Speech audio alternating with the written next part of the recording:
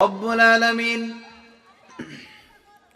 সূরাত আনফালের ২য় নম্বর আয়াতের মধ্যে বর্ণনা করছেন, ইন্নামাল মুমিনুনা আল্লাযীনা ইযা যুকিরাল্লাহু ওয়াজিলাত কুলুবুহুম ওয়া ইযা তুলিয়াত عليهم آياته زادتهم إيمانا وعلى ربهم يتوكلون।